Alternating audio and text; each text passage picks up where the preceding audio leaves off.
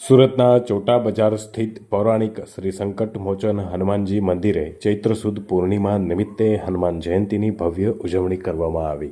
સવારે હનુમાન યાગ યજ્ઞ દ્વારા વિશ્વ શાંતિ માટે પ્રાર્થના કરવામાં આવી, જ્યારે સાંજે આરતી અને સામૂહિક હનુમાન ચાલીસા ગાનથી સમગ્ર મંદિર પરિસર ભક્તિમય બન્યું હતું.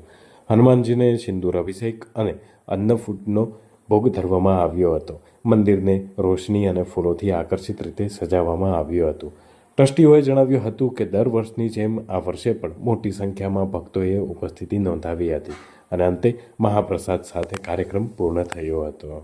આજે હનુમાન જન્મોત્સવ નિમિત્તે હનુમાન દાદાનો શણગાર ફૂલની વાડી અને સવારથી પૂજા અર્ચન કરવામાં આવેલા છે અને સાંજે ચૌટા બજારના વેપારીઓ અને ચૌટા બજારના ભક્તો દ્વારા આ દર વર્ષે ભંડારોનું આયોજન કરવામાં આવે છે.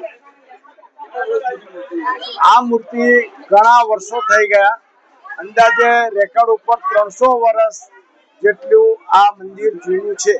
હનુમાન દાદાની આંખો નેત્રો તમે જોશો તો તમને જણાશે કે હનુમાન દાદાના નેત્રો ખૂબ ઊંડા ગયા છે.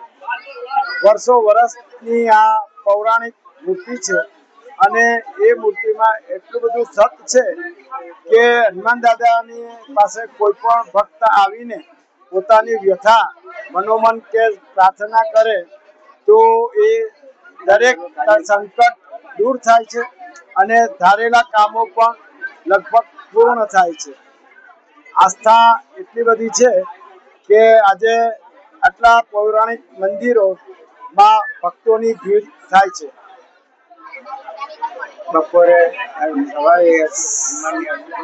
આજે સવારે હનુમાન જન્મોત્સવ નિમિત્તે હનુમાન યજ્ઞનું આયોજન ચૌટા બજારના વેપારી મિત્રો અને ચૌટા બજારના રહેવાસીઓ દ્વારા આયોજન કરવામાં આવેલ અને એ સંપૂર્ણ સારી રીતે એ યજ્ઞનું કામ પૂર્ણ થયું છે.